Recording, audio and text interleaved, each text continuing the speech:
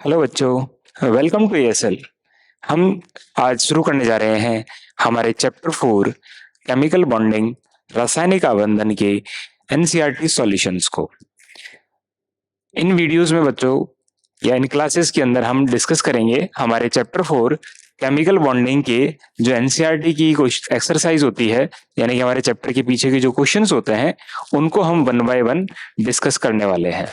इसके अंदर हम सभी क्वेश्चंस को कवर करेंगे, तो इससे आपको जो है एग्जाम टाइम के अंदर तैयारी करने के लिए, एग्जाम्स को देने के लिए आपको बहुत अच्छे से जो है वो कॉन्फिडेंस आ जाएगा कि किसी भी क्वेश्चन को कैसे हम सॉल्व कर सकते हैं। यहाँ पे हम सभी टाइप की जो क्वेश्चन है हमारे चैप्टर में उनको सबको यहाँ पे डिस्कस करने वाले हैं, तो आपको इसमें बहुत मजा आएगा। आइए हम इन क्वेश्चंस को शुरू करते हैं 1 बाय 1। ठीक है बच्चों, तो हमारे पास इसमें जो पहला क्वेश्चन है वो है रासायनिक आबंध के बनने की व्याख्या कीजिए। यानी कि रासायनिक आबंध जो है वो किस तरह से बनता है, उसके बनने की व्याख्या हमें करनी है कि रासायनिक आबंध कैसे बनता है और क्यों बनता है। ठीक है बच्चों, तो रासायनिक आबंध जो होता है दो परमाणुओं के बीच में, वो बनता है निम्न ऊर्जा अवस्था को प्राप्त करने के लिए। यानी कि जैसे आपके पास कोई भी परमाणु होता है तो परमाणु जो है वो परमाणविक अवस्था में अस्थाई होता है। परमाणु क्या होता है? परमाणविक अवस्था में अस्थाई होता है। क्यों? क्योंकि वहां पे उसके जो इलेक्ट्रॉन है वो अयुग्मित होते हैं, उच्च ऊर्जा में होते हैं। जब कोई भी परमाणु स्थायी होना चाहता है तो उसके लिए वो क्या करता है? रासायनिक बंध का निर्माण करता है। रासायनिक बंध बनने से जो आपके परमाणु हैं वो स्थायी हो जाते हैं। तो एक तरह से हम यूं कह सकते हैं कि रासायनिक बंध का निर्माण होना जो है वो परमाणु के स्थायित्व प्राप्त करने की प्रक्रिया है। तो परमाणु जो है आपस में दो परमाणु, तीन परमाणु या चार पांच परमाणु जो हैं आपस में जुड़ करके रासायनिक बंध बनाते हैं और स्थायित्व को प्राप्त करते हैं। ठीक है, तो एक तरह से हमारा जो प्रमुख उद्देश्य है रासायनिक बंध निर्माण का वो क्या होता है? परमाणु को स्थायित्व देना। अब आपको पता है कि जब भी कोई चीज स्थायित्व को प्राप्त करती है तो उसकी जो ऊर्जा है उसमें क्या आती है? कमी आती है, क्योंकि कम ऊर्जा की अवस्था में ही कोई भी चीज स्थायी हो सकती है। तो जब हम परमाणविक आबंध के निर्माण की बात करेंगे तो उसमें भी आपको क्या देखने को मिलेगा कि परमाणु के अंदर स्थायित्व जो है वो आएगा ऊर्जा के अंदर कमी के कारण। ठीक है बच्चों, तो इस चीज को समझने के लिए हम ये से देखते हैं कि भाई परमाणु जो है उसमें रासायनिक आबंध जो है वो कैसे बनता है। तो पहला देखेंगे, पहला पॉइंट कि परमाणु के बाहरी कक्ष के जो इलेक्ट्रॉन होते हैं, परमाणु के बाहरी कक्ष के इलेक्ट्रॉन, जिन्हें हम कहते हैं संयोजी इलेक्ट्रॉन, जिन्हें हम क्या कहते हैं? संयोजी इलेक्ट्रॉन। तो जो संयोजी इलेक्ट्रॉन है वे आपस में संयोग करके, संयोजी इलेक्ट्रॉन आपस में संयोग कर, आपस में संयोग कर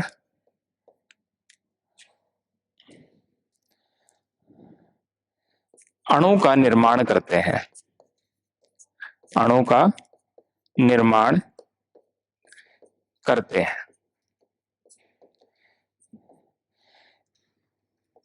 ठीक है बच्चों, तो परमाणु के अंदर परमाणु के बाहरी कक्ष इलेक्ट्रॉन जो है, बाहरी इलेक्ट्रॉन यानी कि बाहरी कक्षा के, ठीक है, बाहरी कक्षा के इलेक्ट्रॉन जो है जिन्हें हम संयोजी इलेक्ट्रॉन भी कहते हैं, ये आपस में संयोग करके क्या करते हैं?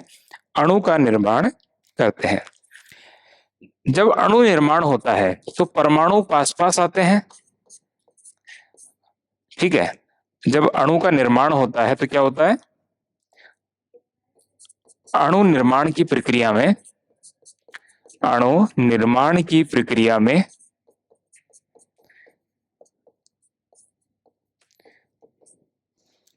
परमाणु पास पास आते हैं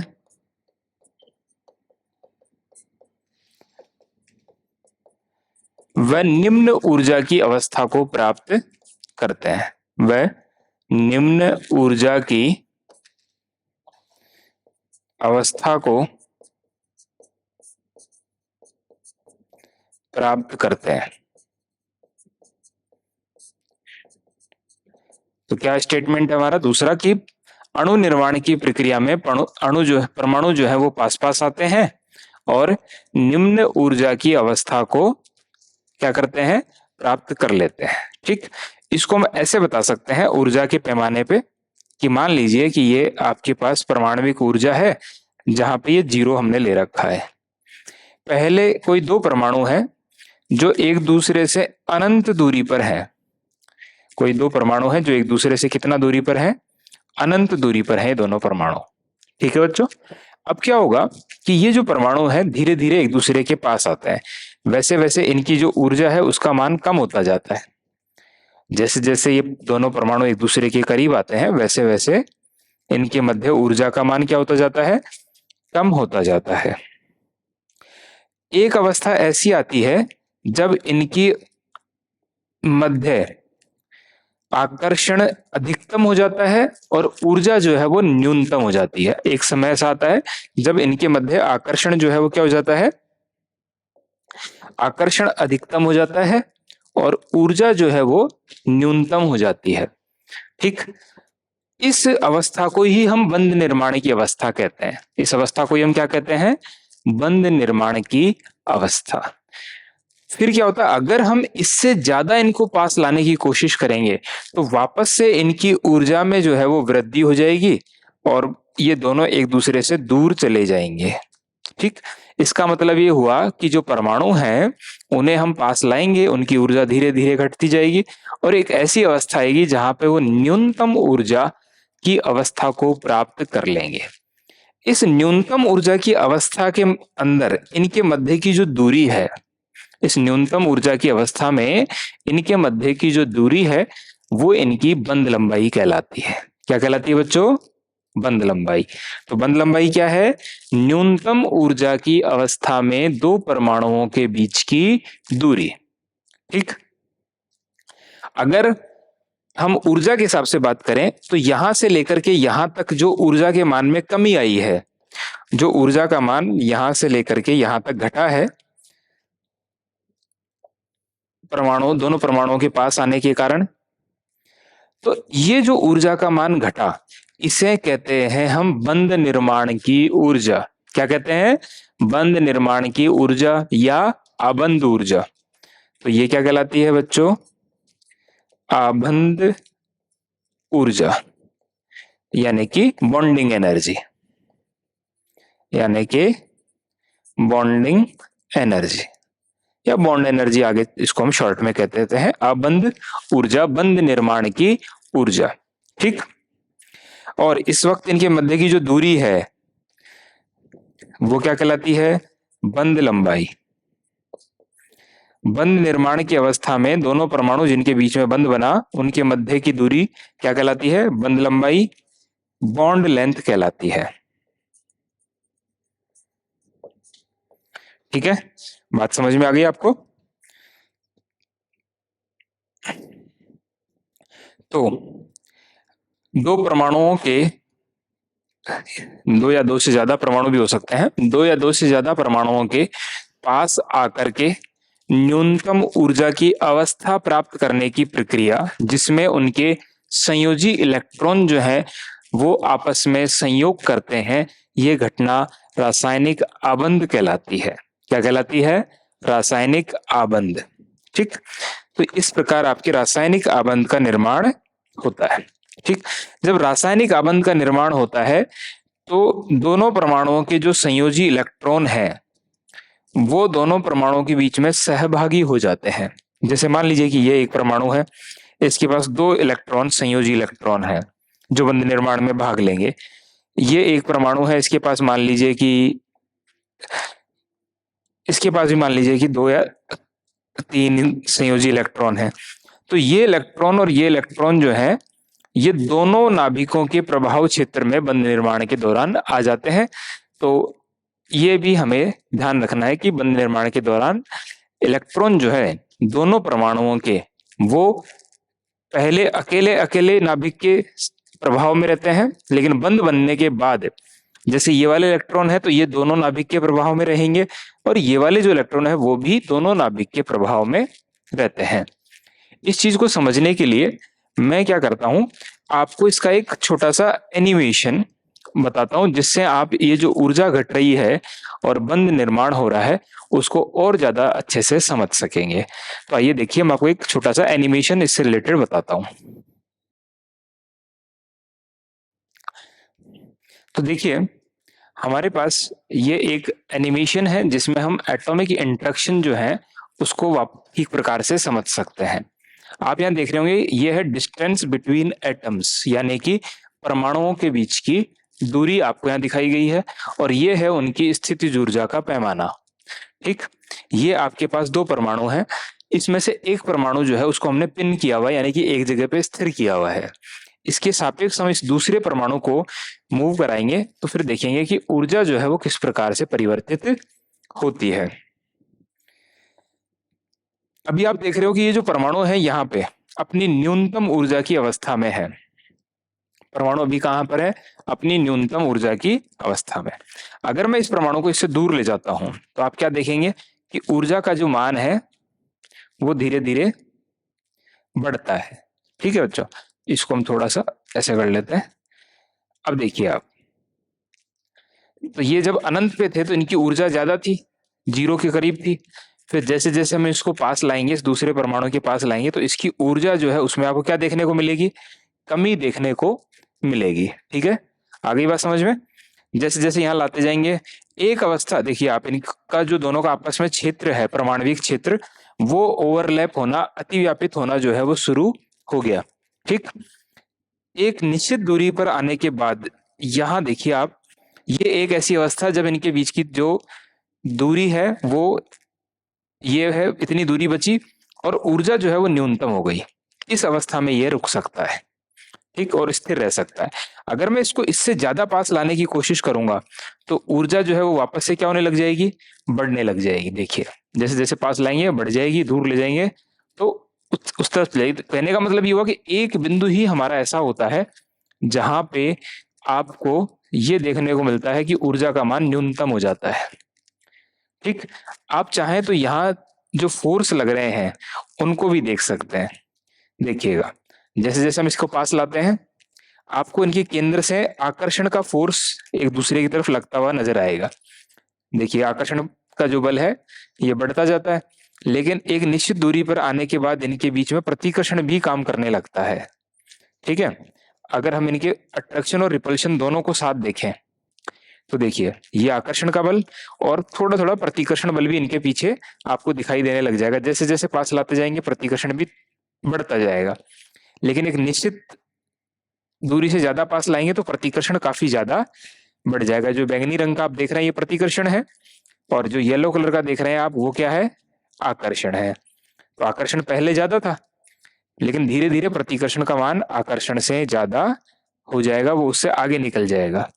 ठीक है, तो इस तरह से आप देख सकते हैं कि आकर्षण प्रतिकर्षण में संतुलन जहां पे बन जाता है, परमाणु वहां रुक जाता है, स्थायी हो जाता है और अपनी एक स्थायी अवस्था प्राप्त कर लेता है। रासायनिक आबंध का निर्माण उसमें हो जाता है।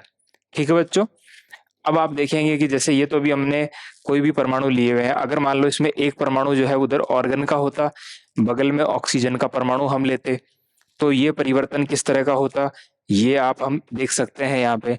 ठीक है, अगर ये एक नियोन का एक ऑक्सीजन का ले सकते थे, दोनों आर्गन के परमाणु ले सकते थे। अब ऑर्गन का परमाणु आपने लिया, आप उसका इलेक्ट्रॉनिक विन्यास लिखोगे, ऑर्गन का परमाणु क्रमांक 18 होता है, इलेक्ट्रॉनिक विन्यास जो है वो 1s2 2s2 2p6 3s2 3p6 होता है। उसकी भायतम कक्षा में जो है बच्चों कितने इलेक्ट्रॉन होते हैं? 8, अष्टक पूरा होता है।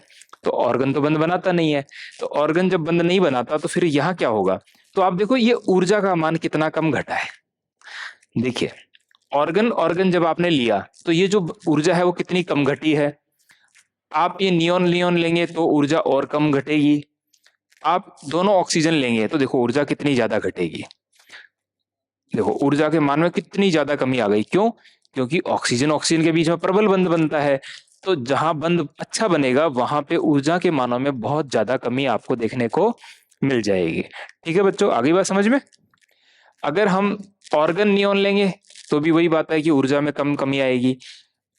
ठीक, ऑर्गन ऑर्गन में आपने क्या देखा था कि दोनों बल देखो लगभग आपको बराबर दिख रहे हैं, आकर्षण और प्रतिकर्षण, यानी कि दोनों परमाणु एक दूसरे से ना तो आकर्षण महसूस करते हैं और ना ही प्रतिकर्षण महसूस करते हैं, दोनों एक दूसरे के साथ में एक जैसा प्रतीतीय, एक जैसा फील करते हैं। ठीक है, तो ये आपने देखा कि ना ये आकर्षण महसूस कर रहे हैं ना ही ये प्रतिकर्षण जो है वो महसूस कर रहे हैं, दोनों मान लगभग यहाँ पर कैसे प्रतीत होंगे, आपको बराबर प्रतीत होंगे। लेकिन यही अगर दोनों परमाणु ऑक्सीजन के हों तो इनमें क्या है, आकर्षण ज्यादा है प्रतिकर्षण की तुलना में। देखो आकर्षण का मान काफी ज्यादा है और ऊर्जा काफी ज्यादा घटती है। देखिए आप ऊर्जा के मानों में काफी आपको कमी देखने को मिलेगी। ठीक, अगर ये आप दूसरा कोई भी ले लेंगे तो उसमें उतनी देखने को नहीं मिल रही, क्योंकि उसमें कोई ना कोई एक परमाणु क्या है, या तो दोनों परमाणु अक्रिय गैस के हैं या कोई एक परमाणु अक्रिय गैस का है। ठीक है बच्चों, आगे बात समझ में आपको। तो ये आपने देखा कि रासायनिक बंध निर्माण में किस तरह से परमाणविक अंतर क्रियाएं, एटॉमिक इंटरेक्शंस जो है वो काम करती हैं। इसके बाद हम देखेंगे हमारा क्वेश्चन नंबर 2। सेकंड क्वेश्चन में हमसे पूछा गया है कि निम्नलिखित तत्वों के परमाणुओं के लुईस बिंदु प्रतीक लिखिए, यानी कि इन परमाणुओं की हमें लुईस संरचनाएं हैं वो लिखनी है। ठीक है बच्चों, इसके लिए आपको जो परमाणु दिए गए हैं वो दिया गया है मैग्नीशियम का, सोडियम का, बोरॉन, ऑक्सीजन, नाइट्रोजन और ब्रोमीन। तो देखिए इसको हम कैसे करेंगे। हालांकि आपको पता है कि बेहद आसान क्वेश्चन है, क्योंकि हम पढ़ चुके हैं लुईस बिंदु संरचना लिखना। तो जैसे मैग्नीशियम है, मैग्नीशियम का परमाणु क्रमांक कितना होता है, 12 होता है। मैग्नीशियम का परमाणु क्रमांक होता है 12। इलेक्ट्रॉनिक विन्यास जो है वो 1s2 2s2 2p6 3s2 हो गए 12 इलेक्ट्रॉन। इसकी बाह्यतम कक्षा में कितने इलेक्ट्रॉन हैं, 2। लुईस बिंदु संरचना में जो किसी परमाणु की बाह्यतम कक्षा में इलेक्ट्रॉन होते हैं उन्हीं को जो है बिंदु से या डॉट से या क्रॉस से बनाकर उसके चारों तरफ जो है वो लिखा जाता है। तो आप इसकी बिंदु संरचना में कैसे लिखेंगे, मैग्नीशियम और 2 बिंदु यहां पे आप बना देंगे। तो ये हो गई इसकी मैग्नीशियम की लुईस बिंदु संरचना। ठीक, इसके बाद जो अगला तत्व है आपके पास है सोडियम, परमाणु क्रमांक 11। विन्यास आप लिखेंगे 1s2 2s2 2p6 3s1। बाह्यतम कक्षा में कितने इलेक्ट्रॉन है, 1। तो ये सोडियम और ये इसका 1 इलेक्ट्रॉन हो गया लुईस बिंदु संरचना। बोरॉन, परमाणु क्रमांक 5, विन्यास 1s2 2s2 2p1। बाह्यतम कक्षा में कितने इलेक्ट्रॉन है, 3। तो बोरोन जो है उसकी लुईस बिंदु संरचना में हम कितने इलेक्ट्रॉन बनाएंगे इसके चारों तरफ, 1 2 3। तो जो इसकी बाह्यतम कक्षा में इलेक्ट्रॉन है उन्हीं को हम बिंदु संरचना में चारों तरफ दर्शाते हैं, और यही संरचना बिंदु लुईस बिंदु संरचना कहलाती है, लुईस बिंदु प्रतीक कहलाती है।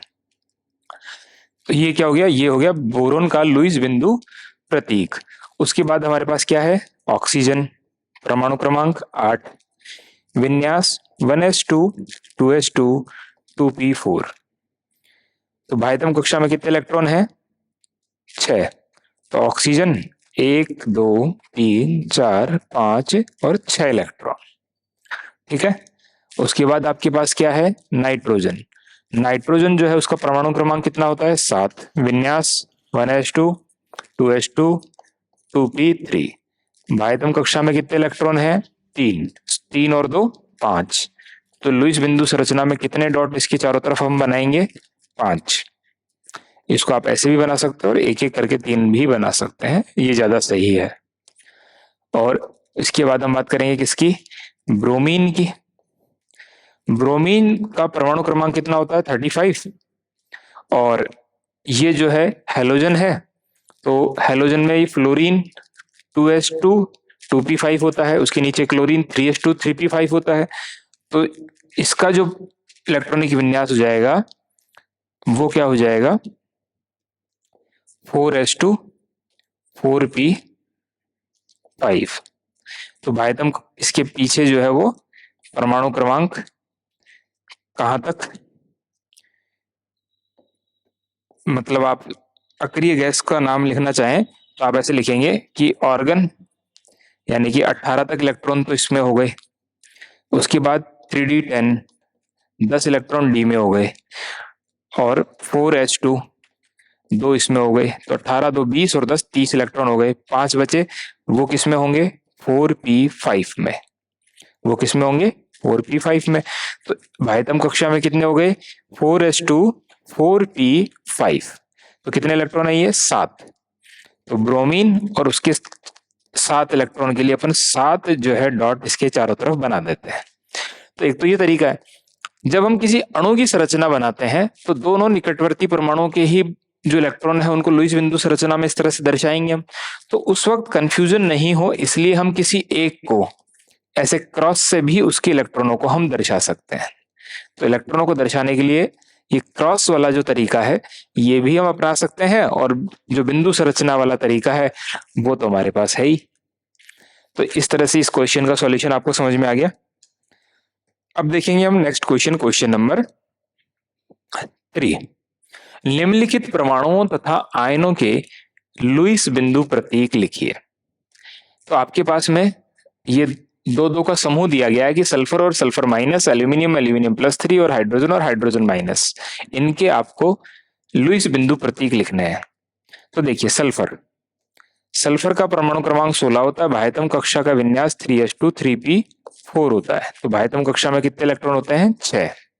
तो सल्फर के पास 1 2 3 4 5 और 6 इलेक्ट्रॉन हो गए। जब सल्फर -2 बनाएगा, जब सल्फर क्या बनाएगा, सल्फर -2, तो वो क्या करेगा, +2 इलेक्ट्रॉन लेगा। तो 2 इलेक्ट्रॉन लेगा, तो अब सल्फर के पास कितने इलेक्ट्रॉन हो गए, 6 तो पहले से ही थे, 2 और 4 6, अब 8 इलेक्ट्रॉन हो गए। तो 6 तो देखिए पहले से हैं, और 2 इलेक्ट्रॉन क्या हो गए इसके पास में, नए आ गए। तो ये 2 नए इलेक्ट्रॉन जो आ गए वो आप इनको डॉट से बता सकते हैं या क्रॉस से बता सकते हैं, ताकि आपको पता लग जाए कि ये वो इलेक्ट्रॉन है जो अभी इसके अंदर जुड़े हैं। ठीक है, आ गई बात समझ में। नेक्स्ट देखिए, एल्यूमिनियम और एल्यूमिनियम +3। एल्यूमिनियम का परमाणु क्रमांक होता है 13, विन्यास होता है 3s2 3p1। ठीक, 3s2 3p1। तो सॉरी, इसको हम पूरा लिख लेते हैं एक बार ताकि आसानी रहे। 1s2 2s2 2p6 3s2 3p1। तो 3s2 3p1 जो है इसका इलेक्ट्रॉनिक विन्यास हो गया। बाह्यतम कक्षा में कितने इलेक्ट्रॉन है, 3। तो एल्यूमिनियम जो है उसके पास में 1 2 और 3 इलेक्ट्रॉन है। कितने इलेक्ट्रॉन है, 3। जब एल्यूमिनियम +3 बनाएगा, एल्यूमिनियम जो है वो +3 बनाएगा, तो उसके ये तीनों इलेक्ट्रॉन जो है वो तो निकल जाएंगे। इसलिए हमने इसका पूरा इलेक्ट्रॉनिक विन्यास लिखा, नहीं तो हमें ये पता नहीं पड़ता कि अब क्या बचा है इसमें। तो ये इलेक्ट्रॉन भी निकल जाएगा, ये भी निकल जाएगा, और ये भी इसमें से निकल जाएगा। ठीक है, तो एल्यूमिनियम +3 बनेगा, तो ये बाहरी कोश के ये तीनों इलेक्ट्रॉन तो निकल जाएंगे। अब इसके अंदर जो विन्यास है वो यहां तक का बचेगा, और यहां तक का जो विन्यास है वो किसका होता है, ये नियोन का विन्यास होता है। तो एल्यूमिनियम जब एल्यूमिनियम +3 बनाएगा तो उसके अंदर एक भी इलेक्ट्रॉन नहीं बचेगा। तो आप क्या कहेंगे, एल्यूमिनियम +3 को ऐसे बॉक्स में बंद कर दीजिए, और कोई भी इलेक्ट्रॉन उसके चारों तरफ हम नहीं लिखेंगे, क्योंकि उसकी बाह्यतम कक्षा में कोई भी इलेक्ट्रॉन नहीं है। ठीक है, आ गई बात समझ में। इसके बाद जो है वो तीसरा जो हमें अणु का परमाणु का समूह दिया गया है हाइड्रोजन और हाइड्रोजन का माइनस, हाइड्राइड आयन। परमाणु क्रमांक 1, विन्यास 1s1। तो बाह्यतम कक्षा में 1 इलेक्ट्रॉन देने के कारण हाइड्रोजन पे बना देंगे हम 1 डॉट, जो इसकी लुईस बिंदु संरचना को बताएगा। अगर मैं इसमें एक इलेक्ट्रॉन जोड़ देता हूं तो ये हाइड्रोजन का माइनस बन जाएगा, ठीक है। तो इसके पास एक इलेक्ट्रॉन अभी, तो हाइड्रोजन माइनस की लुईस बिंदु संरचना किस तरह की होगी, एक इलेक्ट्रॉन तो पहले से था, एक और आ गया, ये इसकी संरचना हो जाएगी, ठीक है। तो ये हो गई हाइड्रोजन माइनस की यानी कि हाइड्राइड आयन की लुईस बिंदु संरचना। इसके बाद हम जो नेक्स्ट क्वेश्चन डिस्कस करेंगे वो है हमारा क्वेश्चन नंबर 4। हम देखेंगे क्वेश्चन नंबर 4, निम्नलिखित अणुओं तथा आयनों की लुईस संरचनाएं लिखिए। यानी कि आपको कुछ यहाँ पे अणु या आयन दिए गए हैं, इनकी आपको लुईस संरचना जो है वो लिखनी है, लुईस बिंदु संरचनाएं हमें बनानी है। देखिए एक एक करके हम इनको सॉल्व करते हैं। सबसे पहले है हमारे पास H2S। H2S जो है उसमें सल्फर के साथ 2 हाइड्रोजन जुड़े हुए हैं। सल्फर के पास बाह्यतम कक्षा में इलेक्ट्रॉन होते हैं कितने, 6। उनमें से 2 इसके अयुग्मित इलेक्ट्रॉन होते हैं और वो दोनों इलेक्ट्रॉन जो हैं वो 2 हाइड्रोजन परमाणुओं से एक एक इलेक्ट्रॉन का साझा करके सह संयोजक बंध बना लेते हैं। तो यहां जो हाइड्रोजन है इनके साथ वो क्या करेंगे, इनके साथ में साझा करेंगे एक एक इलेक्ट्रॉन का। तो जैसे एक हाइड्रोजन हमने यहाँ लिखा, हाइड्रोजन के पास एक इलेक्ट्रॉन होता है और इधर दूसरा हाइड्रोजन है उसके पास भी एक इलेक्ट्रॉन होता है। तो ये इसकी लुईस बिंदु संरचना हो गई किसकी, H2S की, ठीक। यहाँ पे ये आप देख रहे हैं कि ये दोनों इलेक्ट्रॉन का साझा हो गया, यहाँ पे भी इन दोनों इलेक्ट्रॉन का आपस में साझा हो गया। नेक्स्ट जो आपको दिया गया है वो सिलिकॉन का टेट्राक्लोराइड SiCl4 दिया गया है। सिलिकॉन का टेट्राक्लोराइड SiCl4। सिलिकॉन जो है वो कार्बन फैमिली का सदस्य है। सिलिकॉन का परमाणु क्रमांक आपको पता है कितना होता है, 14। तो सिलिकॉन जो है उसका इलेक्ट्रॉनिक विन्यास क्या होता है, 3s2 3p2। बाह्यतम कक्षा में 4 इलेक्ट्रॉन होते हैं, तो ये सिलिकॉन और उसके पास खुद के 1 2 3 और 4 इलेक्ट्रॉन है। अब ये क्या करेगा, इसके साथ में जो 4 क्लोरीन मौजूद है, चारों क्लोरीन एक एक इलेक्ट्रॉन का साझा करेंगे किससे, सिलिकॉन से। और इस तरह से 4 क्लोरीन जो है वो एक सिलिकॉन से जुड़ के SiCl4 सिलिकॉन टेट्राक्लोराइड का निर्माण कर लेंगे, ठीक है। तो देखिए क्लोरीन जो है वो हम यहाँ लिखते हैं क्लोरीन के पास बाह्यतम कक्षा में इलेक्ट्रॉन होते हैं कितने, 7। तो ये इन 7 इलेक्ट्रॉनों में से एक इलेक्ट्रॉन का साझा इसके साथ कर लेगा। इसी तरह से एक इलेक्ट्रॉन का साझा एक और क्लोरीन यहाँ पे कर लेगा, उसके पास में भी टोटल 7 इलेक्ट्रॉन है। फिर एक और इलेक्ट्रॉन का साझा एक और क्लोरीन जो है वो यहाँ पे कर लेगा, उसके पास में भी टोटल कितने इलेक्ट्रॉन है, 7। और ठीक इसी तरह से एक और क्लोरीन यानी कि चौथा क्लोरीन जो है एक इलेक्ट्रॉन का साझा सिलिकॉन के साथ में कर लेगा। ये जो इलेक्ट्रॉन हमने यहां लिखे हैं इनको ऐसे भी लिख सकते हैं, और जैसा हमने इसमें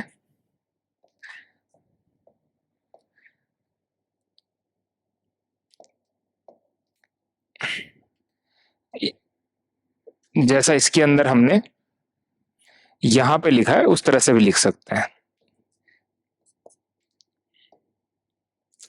ये क्लोरीन के इलेक्ट्रॉन और ये सिलिकॉन के इलेक्ट्रॉन, ठीक है। इस तरह से हम इसको लिख सकते हैं, दोनों तरीके ही सही है। तो ये हो गया सिलिकॉन टेट्राक्लोराइड की लुईस बिंदु संरचना।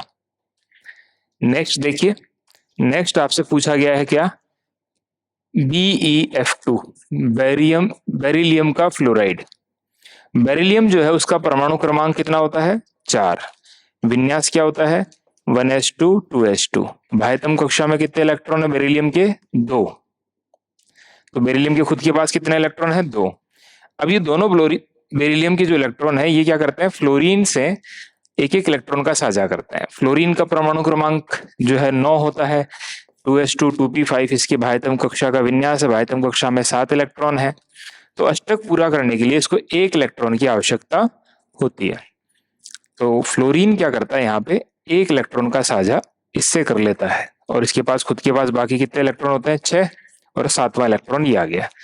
ऐसे ही एक और फ्लोरीन यहाँ पे एक इलेक्ट्रॉन का साझा कर लेता है बेरिलियम से, तो ये हो गया बेरिलियम का फ्लोराइड BeF2। इसके बाद देखिए कार्बोनेट की आपको लुईस बिंदु संरचना बनानी है, किसकी, कार्बोनेट की। CO3-2, CO3-2 जो है उसमें कार्बन के 3 ऑक्सीजन के साथ में बंध है और -2 यहाँ पे चार्ज है। इसका मतलब है कि 2 इलेक्ट्रॉन जो है इसने किसी और से ले रखे हैं, ठीक है। तो ये जो माइनस चार्ज है ये ऑक्सीजन पे होगा। तो कार्बन है आपके पास, कार्बन के पास खुद के 4 इलेक्ट्रॉन होते हैं। कार्बन के पास खुद के कितने इलेक्ट्रॉन होते हैं, 4। संयोजी इलेक्ट्रॉन 4 हो गए कार्बन के। अब यहाँ पे 3 ऑक्सीजन है, तो एक ऑक्सीजन हमने यहाँ लिखा, उसके पास कितने इलेक्ट्रॉन है, 6। इन 6 इलेक्ट्रॉन में से ये 2 इलेक्ट्रॉन का साझा ये ऑक्सीजन जो है वो कार्बन के साथ करेगा और एक यहाँ पे द्विबंध बना लेगा इस तरह से, ठीक है। फिर बचे एक ऑक्सीजन के बाद 2 ऑक्सीजन बचे, तो एक ऑक्सीजन हमारे पास ये है, इसके पास भी खुद के पास कितने इलेक्ट्रॉन है, 6 इलेक्ट्रॉन है, ठीक। तो ये एक इलेक्ट्रॉन का साझा तो इसके साथ कर लेगा और एक इलेक्ट्रॉन बचा, उसके ऊपर ये माइनस का 1 है, तो ये एक इलेक्ट्रॉन वो आ गया जो इसने ले रखा है माइनस के रूप में, तो इस वाले ऑक्सीजन पे माइनस का चार्ज हो गया। ठीक इसी तरह से यहाँ पे आपके पास एक और ऑक्सीजन है, वो एक इलेक्ट्रॉन का साझा तो इससे कर लेगा 6 में से, और इसके पास खुद के पास अभी बच जाएंगे कितने इलेक्ट्रॉन, 5। 2 2 4 5 और एक छठा इलेक्ट्रॉन ये, और इसके पास में आ जाएगा एक इलेक्ट्रॉन कौन सा, माइनस का, जो इसने ऋणावेश के रूप में ले रखा है।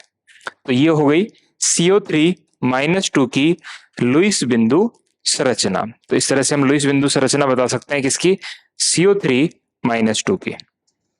नेक्स्ट देखिए आपके पास में फॉर्मिक एसिड है, तो फॉर्मिक एसिड जो है उसकी लुईस बिंदु संरचना हम किस तरह से बनाएंगे, HCOOH है आपके पास, 2 हाइड्रोजन है, 1 कार्बन है और 2 ऑक्सीजन है।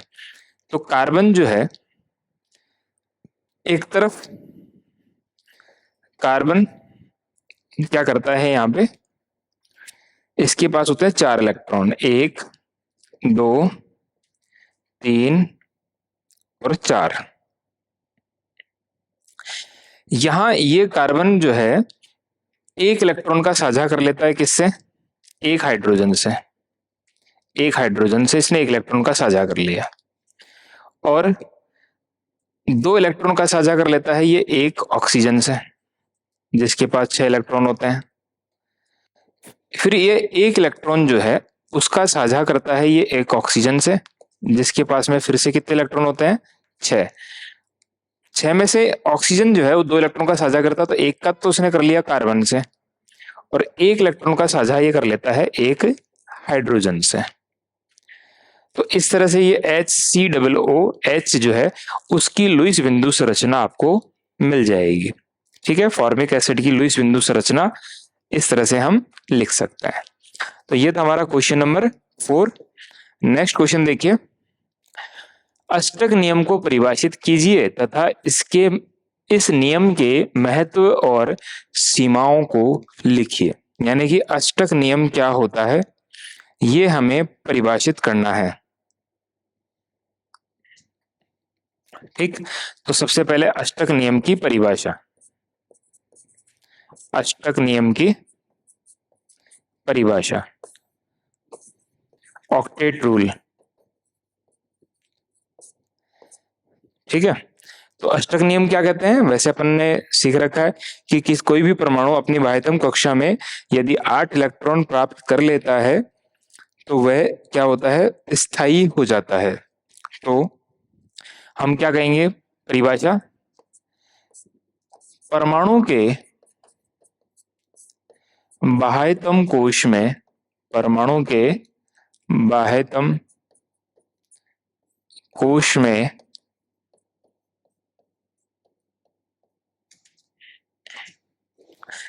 सहभाजन यानी कि आपस में साझा करने से, सहभाजन या स्थानांतरण द्वारा, स्थानांतरण एक दूसरे में ट्रांसफर हो, प्लस माइनस बन के, धनायन ऋणायन बन के, या फिर इलेक्ट्रॉन का साझा हो।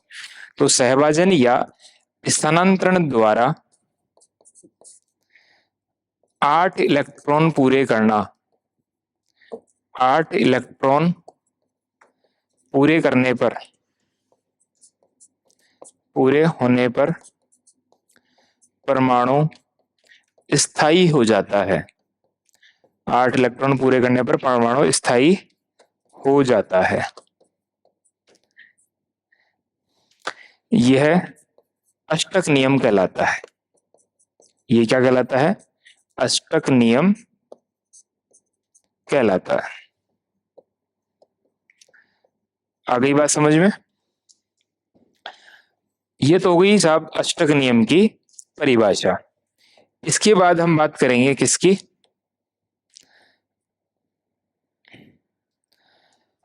अष्टक नियम पे आपसे कहा गया कि परिभाषित कीजिए, इसका महत्व बताइए और इसकी सीमाओं को बताइए। यानी कि इसके हम महत्व की बात करते हैं आगे कि अष्टक नियम का हमारे लिए क्या महत्व है।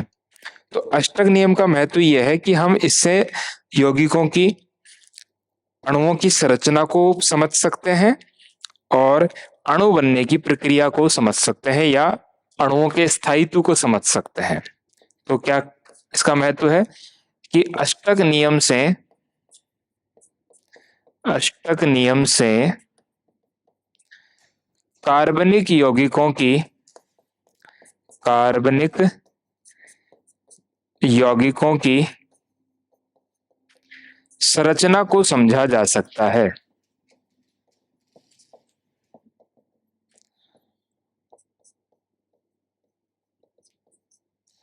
कार्बनिक यौगिकों की संरचना को समझा जा सकता है और काफी सारे अणुओं का जो स्थायित्व है उसकी भी व्याख्या इससे की जा सकती है। ठीक, तो दूसरा हम इसका महत्व क्या लिख सकते हैं? अणुओं की संरचना की व्याख्या इससे की जा सकती है। अणुओं की या अणु निर्माण को इससे समझाया जा सकता है। सिंपल भाषा में अपन ऐसा भी लिख सकते हैं, अणु निर्माण को, अणु निर्माण को समझाया जा सकता है।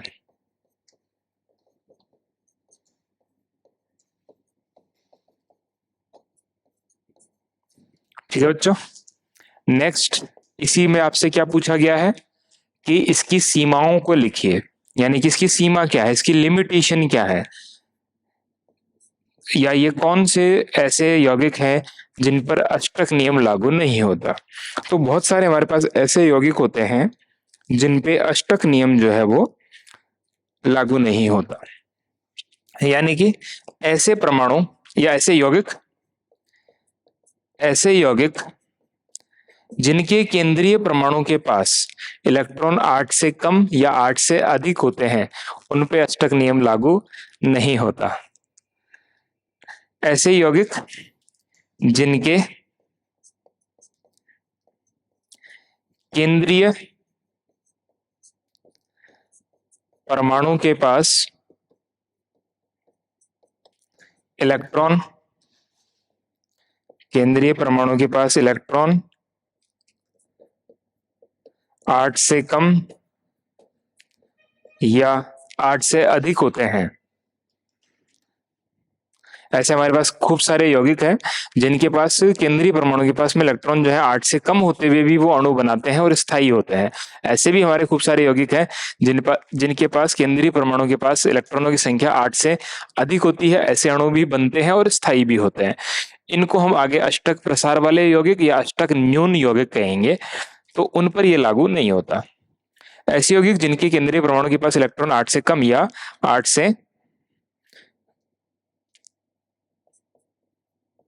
अधिक होते हैं,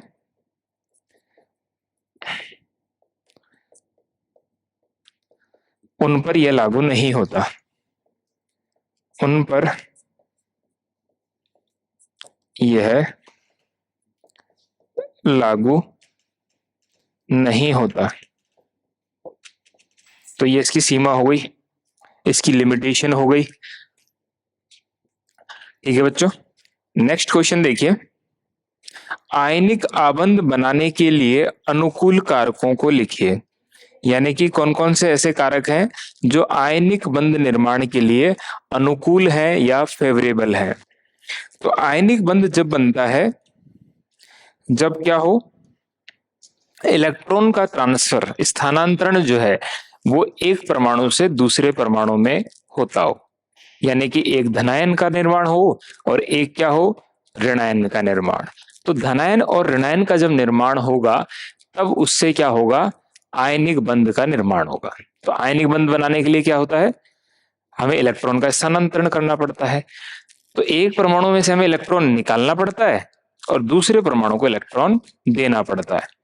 तो इलेक्ट्रॉन निकालने के लिए, किसी परमाणु में से इलेक्ट्रॉन निकालने के लिए हमें आयनन ऊर्जा की आवश्यकता होती है।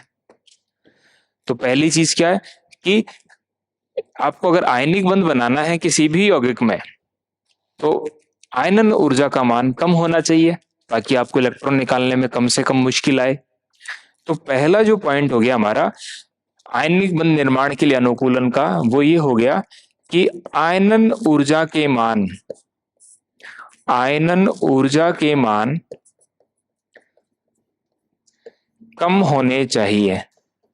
आयनन ऊर्जा के मान कम होने चाहिए। तो ये कारक है जो अनुकूलन है, चाहिए हमें कि ऐसा होगा तो अच्छा रहेगा। अब ये निकाला हुआ इलेक्ट्रॉन हम किसी दूसरे परमाणु में जोड़ेंगे तभी तो उसका ऋणायन बनेगा। तो इलेक्ट्रॉन जोड़ने पर मुक्त हुई ऊर्जा इलेक्ट्रॉन गेन एंथैल्पी, इलेक्ट्रॉन लब्धि एंथैल्पी कहलाती है। इलेक्ट्रॉन जोड़ने पर मुक्त हुई ऊर्जा क्या कहलाती है, इलेक्ट्रॉन लब्धि एंथैल्पी। तो ये जो इलेक्ट्रॉन लब्धि एंथैल्पी है ये वो ऋणात्मक ऊर्जा है जो हमें इलेक्ट्रॉन जोड़ने से प्राप्त होती है। तो इसका मान अधिकतम होना चाहिए, यानी कि ज्यादा से ज्यादा होना चाहिए। तो दूसरा क्या हो जाएगा हमारा पॉइंट कि इलेक्ट्रॉन लब्धि एंथैल्पी, इलेक्ट्रॉन लब्धि एंथैल्पी के मान ज्यादा होने चाहिए।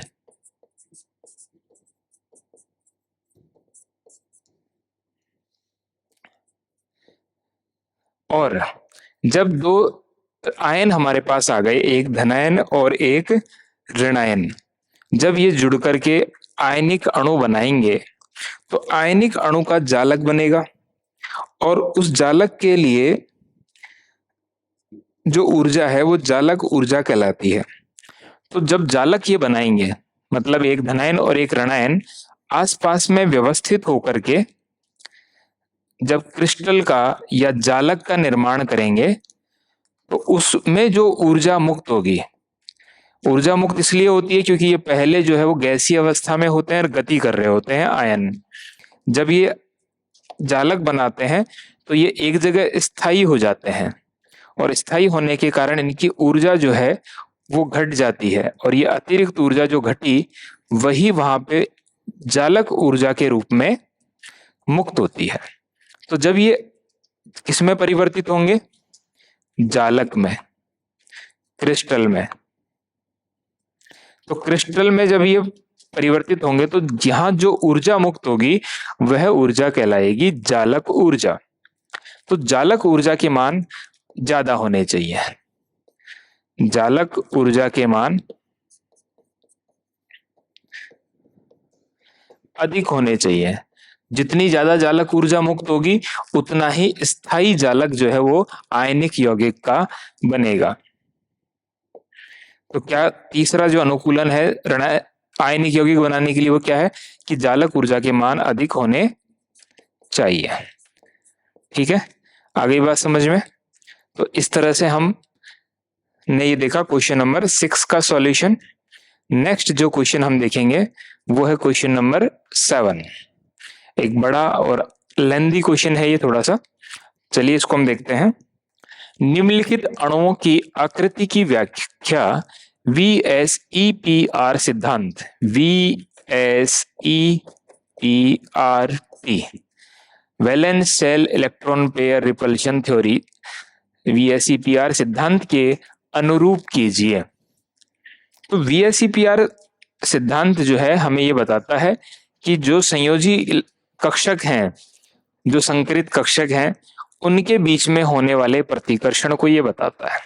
उससे हमें पता है कि जो संकरित कक्षक हैं या जो संयोजी कक्षक हैं, अगर वो बंद युग्म वाले हैं, बॉन्ड पेयर हैं, तो बॉन्ड पेयर का प्रतिकर्षण जो है वो सबसे कम होता है।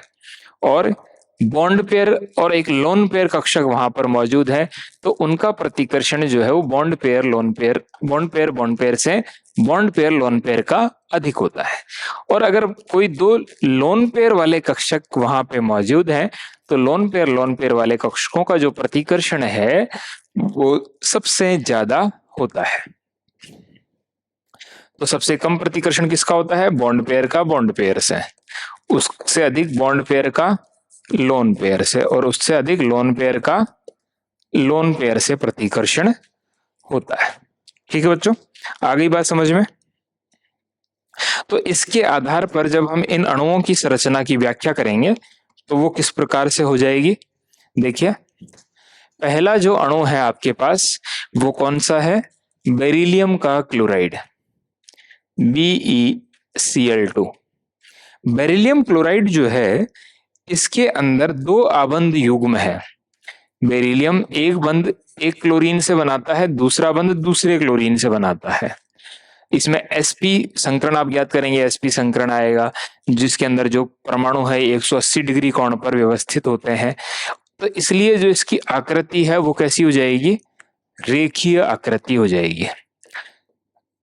इसमें केवल बंध युग्म ही मौजूद है, कोई भी यहाँ लोन पेयर मौजूद नहीं है, तो दोनों बंध युग्मों का प्रतिकर्षण जो है वो समान होगा। इसलिए दोनों एक दूसरे से 180 डिग्री के कोण पर ये व्यवस्थित हो जाएंगे। और आपको संरचना कैसी मिलेगी? आकृति कैसी मिलेगी? रेखीय। इसके बाद जो दूसरा आपके पास है यौगिक, दूसरा यौगिक आपको दिया गया है बोरोन का chloride, BCl3, boron trichloride. BCl3 जो है, बोरोन के पास 3 संयोजी इलेक्ट्रॉन होते हैं और कोई लोन पेयर इसके पास में नहीं होता। तो ये 3 जो है वो बंध बनाता है बोरोन किससे? क्लोरीन से। और तीनों ही 3 जो बंध है वो बंध युग्म में यहाँ पे आ गई, कोई लोन पेयर यहाँ पर नहीं होता। तो ये बॉन्ड पेयर है, ये भी बॉन्ड पेयर है, और ये भी बॉन्ड पेयर है। तो सभी बॉन्ड पेयर में आपस में समान प्रतिकर्षण होने के कारण ये जो कोण है ये बराबर होते हैं, और इसकी जो आकृति है वो त्रिकोणीय समतलीय आकृति होती है। त्रिकोणीय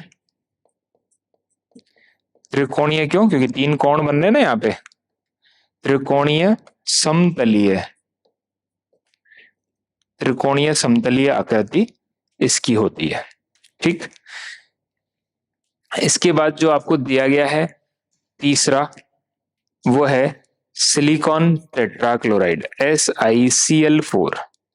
सिलिकॉन जो है उसमें 4 संयोजी इलेक्ट्रॉन होते हैं जिनका ये बंध sp3 संकरण के द्वारा 4 क्लोरीन से बनाता है। जब 4 क्लोरीन से संकरण बनाए करके 4 कक्षक इसके संकरण करके sp3 संकरण करते हैं, तो ये जिस आकृति में व्यवस्थित होते हैं वह आकृति कहलाती है चतुष्क फलकीय आकृति। तो यहाँ जो क्लोरीन व्यवस्थित है वो कौन सी आकृति में व्यवस्थित है? चतुष्क फलकीय आकृति में। इस आकृति में हमें कोई भी परिवर्तन या अपवाद हमें देखने को नहीं मिलेगा, क्योंकि क्लोरीन, ये जो आपका सिलिकॉन है, इसके पास में सारे इलेक्ट्रॉन ही बंध युग्म होते हैं, बॉन्ड पेयर होते हैं। तो सारे प्रतिकर्षण एक समान होने के कारण सभी जो कोण हैं वो 109 डिग्री 28 मिनट के होते हैं, जिसे हम चतुष्क फलकीय कोण भी कहते हैं। कौन सा कोण कहते हैं? चतुष्क फलकीय कोण इसको हम कहते हैं। ठीक है, आगे बात समझ में आपको? अब जो देखिए नेक्स्ट जो क्वेश्चन है हमारा, इस क्वेश्चन का नेक्स्ट जो पूछा जा रहा है आपसे, वो पूछा जा रहा है आर्सेनिक का पेंटाफ्लोराइड AsF5। ठीक है, AsPF5 में sp3d संकरण होता है। इसमें जो संकरण अगर आप ज्ञात करेंगे तो sp3d संकरण होता है। और आर्सेनिक से 5 फ्लोराइड जो है उनमें से 3 फ्लोराइड तो समतल त्रिकोणीय आकृति में व्यवस्थित होते हैं और 2 फ्लोराइड जो है वो एक फलक से बाहर की ओर और एक फलक के अंदर की ओर व्यवस्थित होता है। इस तरह से जो आकृति बनती है आपकी, वो त्रिभुजीय द्विपिरामिडीय आकृति बनती है या त्रिकोणीय द्विपिरामिडीय आकृति इसको हम कहते हैं। क्या कहते हैं इसको हम? त्रिकोणीय द्विपिरामिडीय आकृति। त्रिकोणीय द्विपिरामिडीय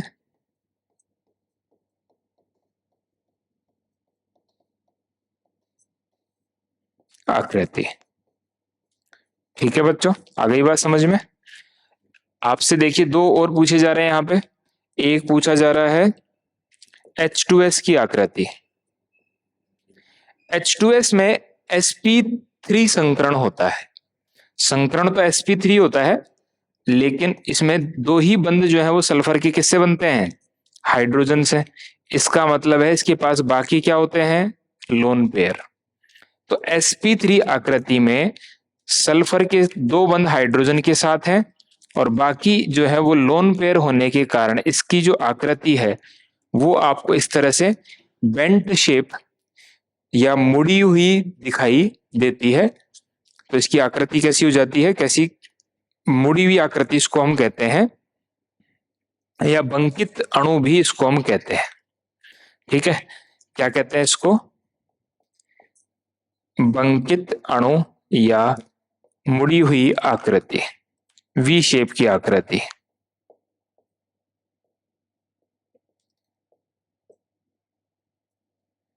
ठीक है बच्चों, आ गई बात समझ में? क्योंकि इसके पास में बाकी तो 2 तो क्या जाएंगे? Lone pair. वो इनको प्रतिकर्षित करके इन दोनों बॉन्ड पेयर को क्या कर देते हैं? पास में ला देते हैं। इसलिए मुड़ी हुई या बंकित आकृति आपको देखने को मिलेगी। और लास्ट जो आपसे यहां पूछा जा रहा है वो है PH3, फॉस्फीन PH3। PH3 जो है उसमें भी sp3 संकरण ही होता है। PH3 में भी कौन सा संकरण होता है? sp3। sp3 संकरण की जो आकृति है वो हमको पता है कि कौन सी आकृति होती है? चतुष्क फलक की आकृति होती है। लेकिन यहाँ हाइड्रोजन 3 है, इसलिए 3 जगह हाइड्रोजन जुड़ जाते हैं और एक जगह आपका लोन पेयर आ जाता है। तो यहाँ क्या आ जाता है? Lone pair. इसके चलते इसकी जो आकृति है वो पिरामिडीय आकृति हो गई। तो इसलिए इसकी आकृति कैसी लिखेंगे हम? पिरामिडीय आकृति। पिरामिडीय आकृति होती है किसकी? PH3 के। आगे बात समझ में? तो ये हो गया हमारा क्वेश्चन नंबर 7। नेक्स्ट देखिए क्वेश्चन नंबर 8। क्वेश्चन नंबर 8 है, यद्यपि NH3 तथा H2O दोनों अणुओं की ज्यामिति विकृत चतुष्फलकीय होती है, तथापि जल में आबंध कोण अमोनिया की अपेक्षा कम होता है, इसकी विवेचना कीजिए। यानी कि कारण बताइए कि अमोनिया और जल दोनों ही ज्यामिति जो है, दोनों का संकरण एक समान होता है, sp3 संकरण, दोनों की ज्यामिति जो है विकृत चतुष्फलक की आकृति होती है, फिर इनका जो कोण है वो अलग अलग क्यों है? तो देखिए इसको समझने की कोशिश करते हैं हम। जब आप ऐसी कोई तुलना करें तो पहले हम इनकी संरचना बना लेते हैं। NH3 अमोनिया, अमोनिया में sp3 संकरण होगा, और दूसरा आपके पास अणु है किसका? जल का H2O, उसमें भी sp3 संकरण होगा। तो नाइट्रोजन के पास में 4 sp3 संकरित कक्षक होंगे, उनमें से एक के पास होगा लोन पेयर, और बाकी जो 3 कक्षक हैं, ये बाकी 3 कक्षक जो हैं ये हाइड्रोजन से क्रिया करके क्या करेंगे, सहसंयोजक बंध बनाएंगे अतिव्यापन से, और इस तरह से आकृति बन जाएगी। अब ये जो है आपका लोन पेयर है, और बाकी जो है वो क्या है, बॉन्ड पेयर है। बाकी जो है वो क्या है, बॉन्ड पेयर। तो ये लोन पेयर और बॉन्ड पेयर एक दूसरे को क्या करेंगे, प्रतिकर्षित करेंगे। इसके कारण ये जो परमाणु है ये पास में खिसकेंगे, और चतुष्फलकीय का जो कोण होता है 109 डिग्री 28 मिनट, उससे कोण बदल करके कितना हो जाता है, अमोनिया में 107 डिग्री हो जाएगा। कितना हो जाएगा, इसका जो कोण है वो हो जाता है ये वाला कोण 107 डिग्री का। ठीक है बच्चों, बात समझ में आ गई।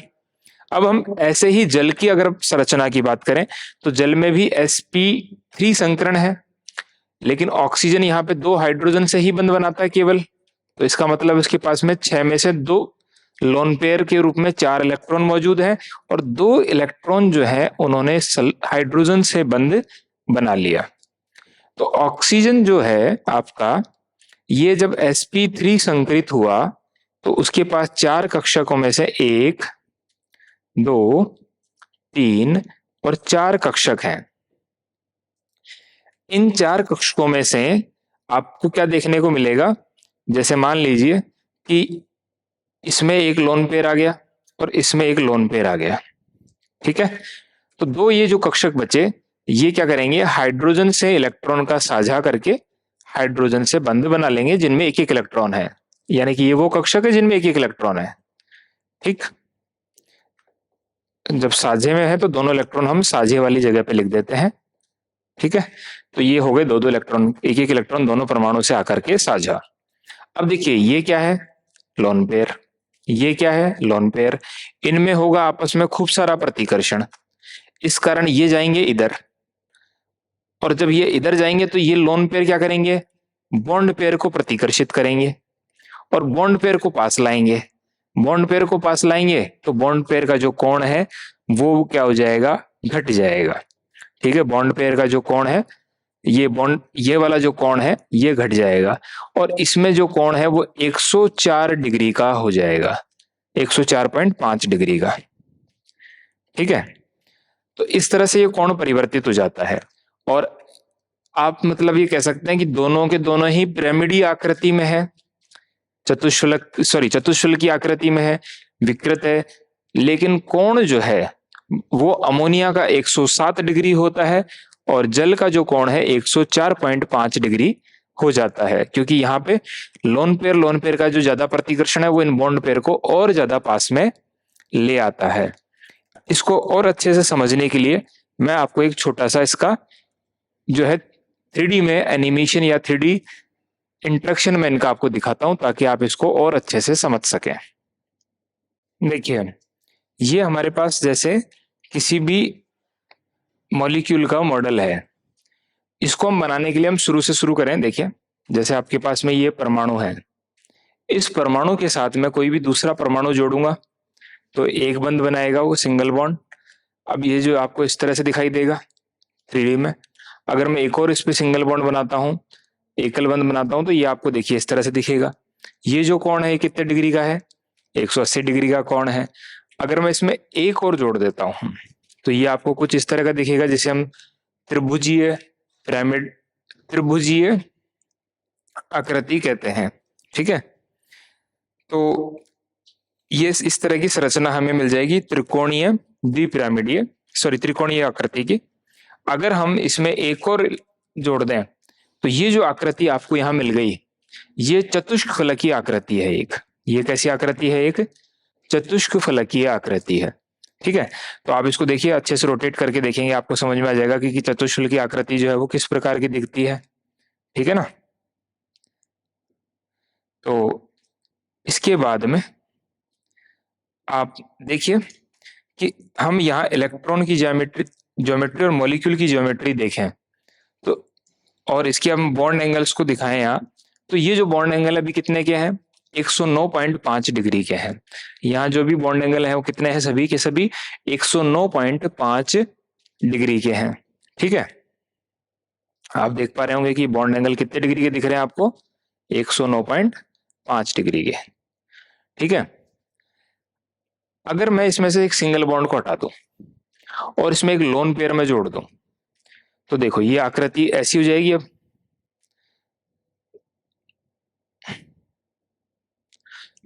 अगर मैं इसमें से क्या कर दूं, सिंगल बॉन्ड को हटा करके एक लोन पेयर जोड़ दूं, तो ये आपको अब इस तरह का दिखाई देगा। ठीक है, इसमें क्या आ गया, सिंगल बॉन्ड आ गया।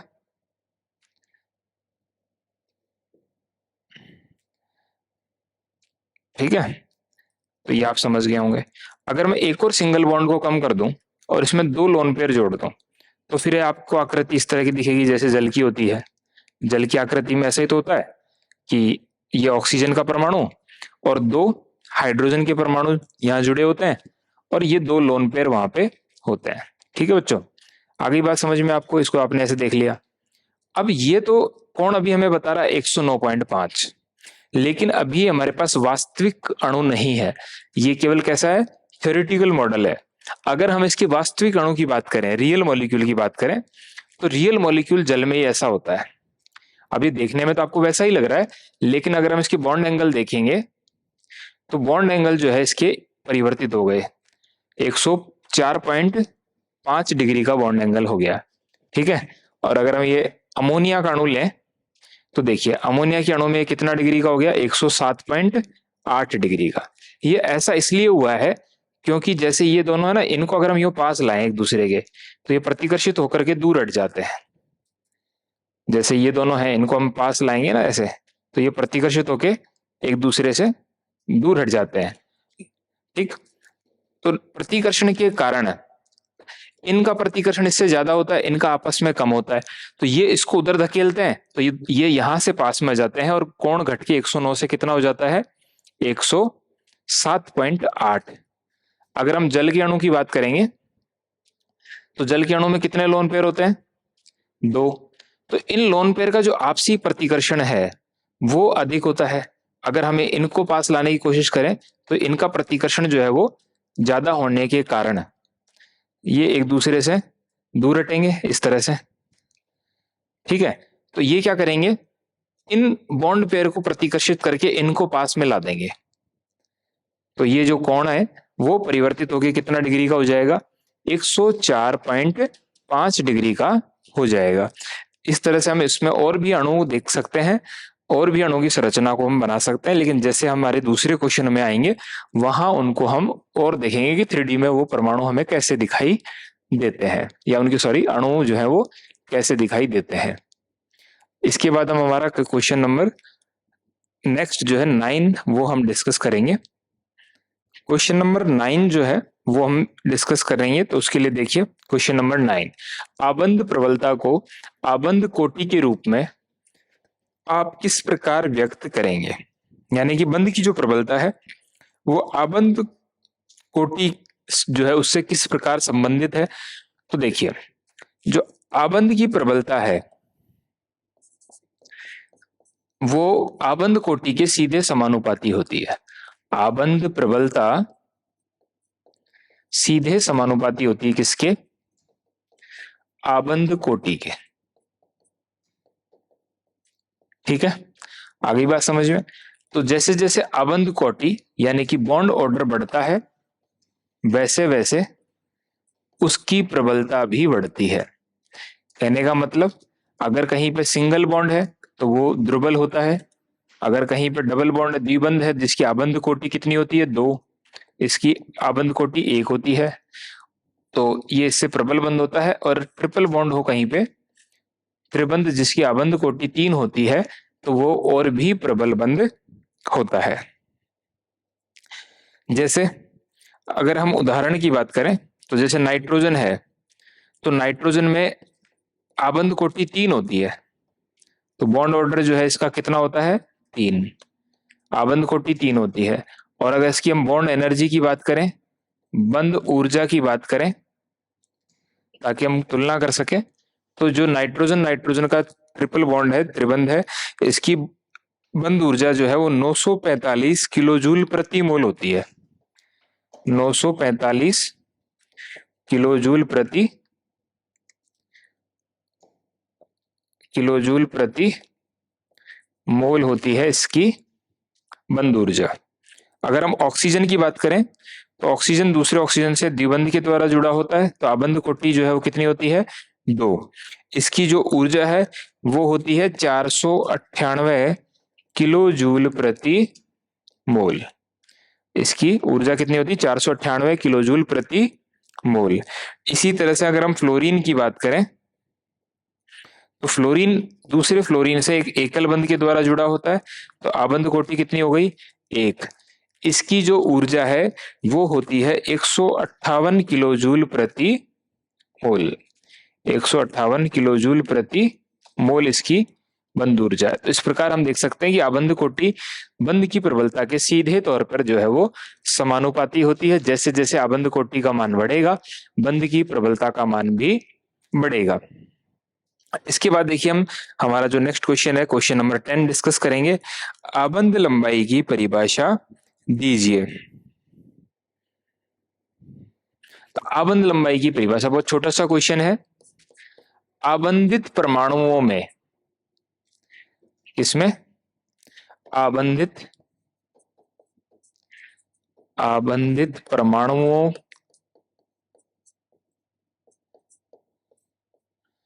की, आबंधित परमाणुओं के नाभिकों के बीच की दूरी, नाभिकों के बीच की दूरी के साम्यावस्था मान को, ये दूरी थोड़ी बहुत परिवर्तित होती रहती है तो इसकी हम साम्यावस्था मान को लेंगे। तो आबंधित परमाणुओं के नाभिकों के बीच की दूरी के साम्यावस्था मान को आबंध लंबाई कहा जाता है, बॉन्ड लेंथ कहा जाता है।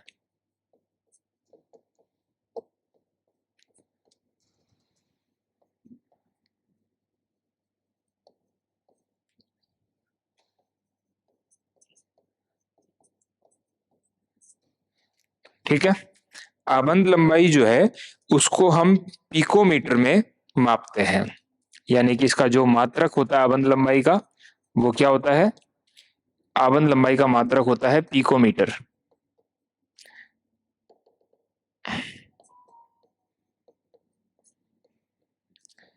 और आपको ध्यान है कि पिकोमीटर जो है, एक पिकोमीटर बराबर होता है 10 की घात -12 मीटर।